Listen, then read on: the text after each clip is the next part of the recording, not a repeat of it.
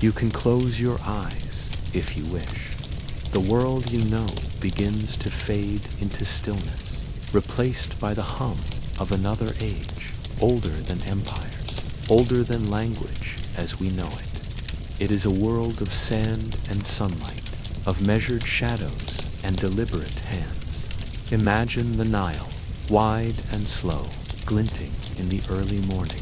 The air smells faintly of silt and damp papyrus. Herons rise and circle lazily above the reeds. Beyond the river, the desert begins, vast and quiet, but not lifeless.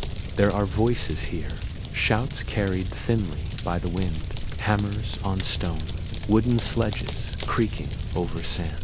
The pyramids were not born in silence. They were born in rhythm, in the cadence of work, of devotion, of thousands moving as one. Tonight, we travel back into that rhythm. We will move through the lives of those who built the pyramids, not kings or gods, but workers who rose before dawn, ate coarse bread, and shaped eternity with calloused hands. We will meet the rulers whose dreams demanded such monuments, and the archaeologists who uncovered what time tried to hide.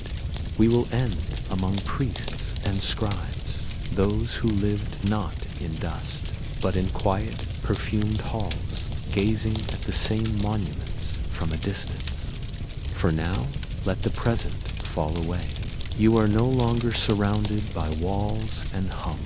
You are standing on the edge of the Giza Plateau as the first light of the day strikes the half-built pyramid. The sand is cold beneath your feet. The wind tastes of stone.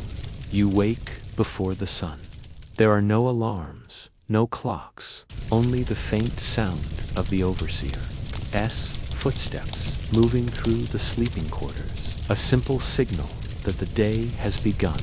The small mud brick house around you is crowded.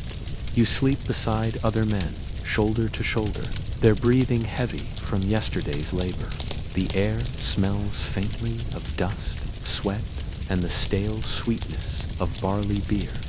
Outside, the horizon begins to pale. A distant murmur rises, voices, laughter, the low chant of someone greeting the dawn. You stretch, your body already sore, though you haven't lifted a tool yet. Breakfast is simple, bread coarse with grit from the millstone, and beer thick enough to chew. It is not a meal of pleasure, but of necessity. The bread fills your stomach. The beer, low in alcohol, makes the water safe to drink. The foreman's voice cuts through the quiet. It's time to work. You join the long line of laborers heading toward the plateau. The sun is now a faint gold disk above the eastern sky. Ahead, the pyramid looms, not the smooth, perfect monument it will one day be, but a skeletal mountain of limestone. Wooden scaffolds climb its sides. Ramps of packed mud twist upward, flanked by workers hauling stones. Each block is heavy, almost impossible to imagine moving by hand. Yet somehow they do, not with brute strength alone, but with organization, precision, and rhythm.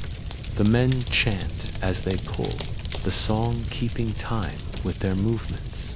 Sand dampened by water eases the drag of the sledges. Overseers count, measure, adjust. Every motion is part of a pattern. To work here is not punishment, it is duty and honor. You are one among many, part of the workforce that sustains the pharaoh's afterlife. The stone you move today may rest for thousands of years. Each cut and joint, each careful alignment is an offering to eternity. As the sun climbs higher, the heat becomes relentless. The air shimmers. You cover your head with linen and keep moving. The rhythm of the day is unbroken. Pull, rest, drink, pull again. Between shifts, you rest in the shade of a tool hut. The talk is easy, about home, about the river, about the next delivery of fish or onions from the Nile village nearby. The workman's town is alive with its own small order. There are bakers and brewers, potters, scribes who record rations, physicians who treat strained muscles and desert coughs. Families live here too, wives, children, priests. The builders are not slaves, as some later believed, but laborers who rotate from their home villages in service to the state. Their wages are food, drink, and shelter, a simple, steady rhythm of survival. In the afternoon, the stone dust thickens. The sun burns white. You squint against it, eyes watering.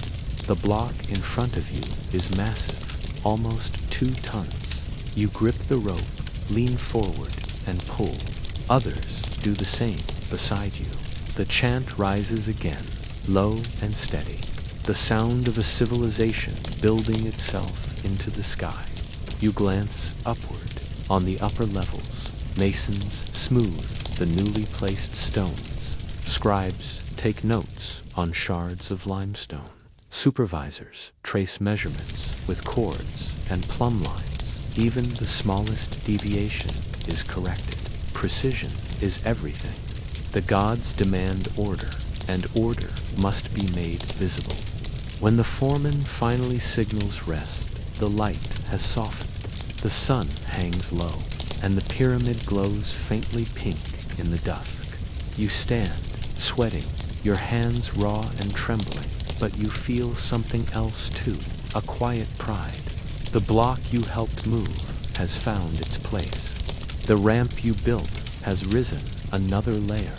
The horizon looks different tonight because of you.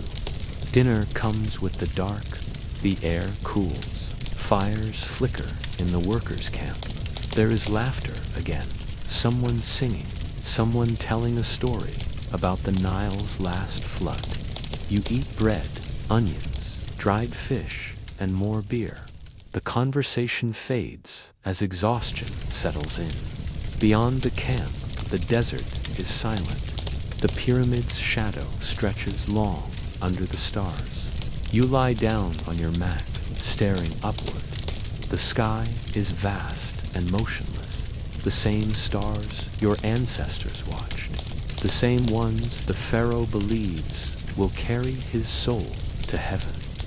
Sleep comes slowly with the steady hum of distant labor, even at night.